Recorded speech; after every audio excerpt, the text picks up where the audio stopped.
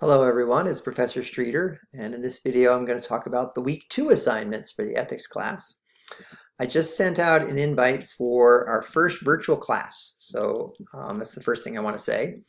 We're going to be meeting on Google Meet this Wednesday, September 10th at 12:30, and we'll have a chance to talk about what we've been reading and what you've been writing, and we'll get to know each other a little bit, and then in the second half of the meeting we'll work on a shared Google Doc together and talk about some of the questions on that and you'll have a chance to write and think about and talk about what you're writing while we're together in the Google Meet class. So that'll be fun, first time.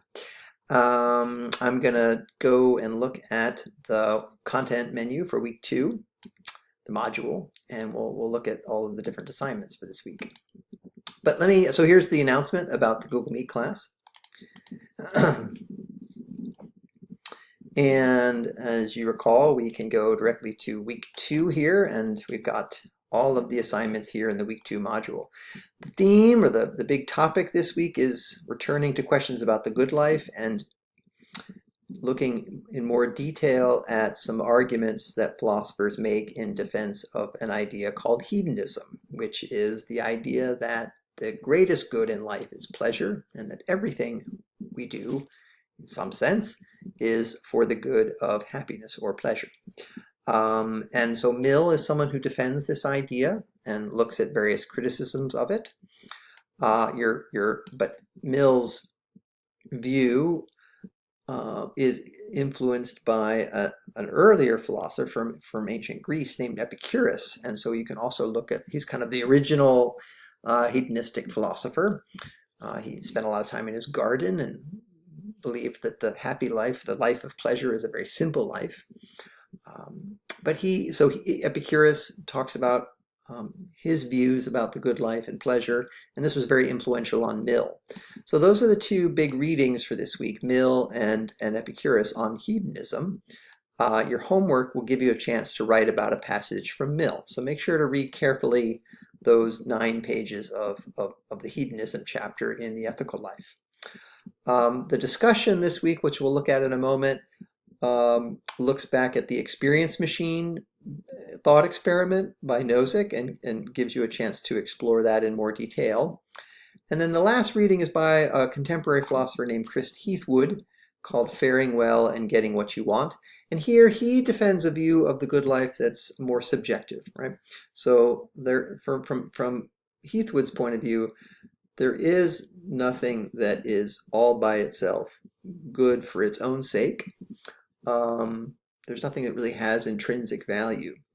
Something has value or is good for me only insofar as I desire it. So it's my attitude of wanting something or my desiring something that gives it its value for me. So in the absence of my desire, nothing is good for me. Nothing benefits me in the absence of my wanting it. So Heathwood is defending a view about the good life that goes against the hedonistic idea that pleasure is intrinsically good, or that pleasure is all by itself. It all by itself makes your life better, which sounds similar to Heathwood in some ways, but from Heathwood's point of view, pleasure is only good for me if I want it, if I desire it. It's my wanting it that gives it value. Okay, so that's kind of just briefly thinking about the readings for this week and how they relate to each other. I've shared with you, as before, some videos. So if you look at this part of the module, here I walk you through a reading of Mill on hedonism and sort of model for you what I mean by reading for argument. And I talk a little bit about our 2 books and how to read them together here, relating chapter 1 from Schaefer-Landau to the readings by Epicurus and Mill on hedonism. So we have these 2 books, and this video sort of talks to you about how they relate to each other, okay? And then I've got a series of slideshows and videos on the thesis of hedonism and arguments against it. So there's various arguments that people have leveled against hedonism. And here is a piece, a last video on Epicurus and his views about the good life. Okay, so shifting then, once you've watched the videos, looked at the slideshows, and read the assigned readings for this week, you can go to the discussion forum. And I've got sort of 2 parts this week. First, go back and read No's Experience Machine, just a few pages, and think about your attitudes toward that thought experiment and your views about hedonism, meaning the idea that happiness is, or how things feel on the inside, is the only thing that really matters to us for its own sake. So if that's true, like if the only thing we really care about is how things feel on the inside, it seems like we should plug into the machine. And so he's asking you to think about that, right? Should you plug into the experience machine for life? But here I really want you to think about your reasons, right? That's the crucial part. Like what reasons do you have for plugging in or not plugging in? And what do those reasons reveal about your basic values, or what you value intrinsically, what you value for its own sake? So reflect, as you're looking at this thought experiment, reflect on the question, whether you identify yourself as a hedonist, right? Do you agree with Epicurus and Mill to some degree that pleasure is the only thing that we want for its own sake, or it's the only thing worth desiring for its own sake? It's the only thing that has intrinsic value. Why are you a hedonist or not? And here I want you to come up with a concrete example that explains your own attitudes toward the thesis of hedonism. So we begin with the thought experiment, the experience machine. Should you plug in or not? Why? What are your reasons? What do those reasons reveal about what you value? Is pleasure the only thing that you value for its own sake? Why or why not? And then kind of come up with an example to illustrate the point that you're making about hedonism. Okay, so that's the goal for the discussion topic in the first part, and that's something you can post by Wednesday. See how far you get. I want to see what you're thinking about as you're reading. These are questions designed to help you read more closely. That's the first part to do, hopefully before class on Wednesday, so we can look at some of your discussion posts. That's the goal, to do it before class on Wednesday. And then by the end of the week, I'd like you to open up this shared document. This is Epicurus's letter, and find a passage that you find interesting, and like I asked you to do last week, comment on it. So find a place that you think is interesting, and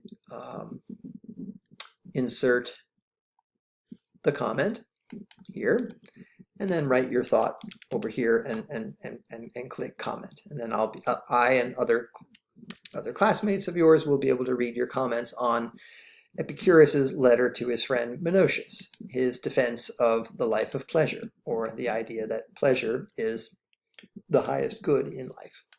Okay, again, Epicurus is an ancient Greek philosopher. These are his dates, and he was very influential on Mill. And Mill, in fact, references him in his own defense of hedonism. Okay, so that's the second part of the discussion, that you go into this document and comment on it. Now, I've given you a little more direction on the comment. Draw your attention to a specific passage, explain what's interesting about that passage, and describe how that passage helps you understand what it means to be a hedonist. So I'm looking to see that you're understanding something that you're reading in Epicurus about the thesis of hedonism and what you find interesting there. Okay, so that's the discussion for this week, 2 parts. Your reflections on the experience machine, and then a comment on Epicurus's letter to Menocius. Okay. So then going back to the content module for this week,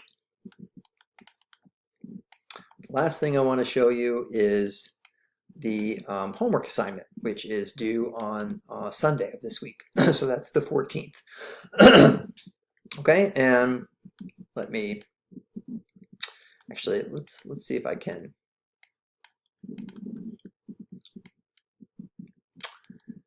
I'm going to go to the assignment menu here. I think it's a little easier to read it from up here. Yes, I think this is easier to view. So the goal here in the homework assignment this week is to focus on a specific stage in the argument that Mill is making, and give your interpretation to that piece of the argument and develop a response that relates the argument to your context, to you in some way, or to how you live your life, or to something about your experience. Okay? So what I've done is given you the reference to Mill's hedonism, a particular section. So you can find this section on pages 12 through 13 of The Ethical Life. And the quote just gives you the first sentence and the last sentence of the passage that I want you to focus on. So you'll have to go into this section of The Ethical Life and read the whole passage. Okay? This passage comes out of a bigger book of Mill's called Utilitarianism, but I've just included the first and the last sentence of the part that I want you to write about. So this is okay on page 12 and 13. So once you've read the whole passage and thought about the wider context of the passage, then I'd like you to write some responses to these 4 questions. Now, as I said at the bottom here of the prompt, you can write a series of 4 paragraphs, like 1 paragraph for each question, or you can think of it as a short essay, however you want to approach it. Make sure that you are citing the passage from Mill properly. So I've given you some language here for how to cite your sources, or how to cite, format your citations in your writing. And I've given you the link to the PSC library if you're struggling with that. They have a good citation guide there at the library. Okay, so in around 500 words, you're writing answers to these 4 questions. First, what's the central claim that Mill is making in the passage? And what does he mean by it? So in your own words, you've read the passage, what would you think is the main claim that he's making? What does he say? And what does he mean by that?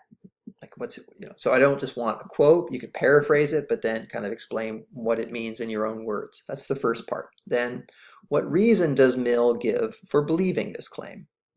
Right? He's trying to make an argument to defend this claim, right? Or he's giving you a line of reasoning in support of this claim. So identify and explain one reason in your own words, one reason he gives for believing the claim that he puts forward. Then the third step is this a good reason, right?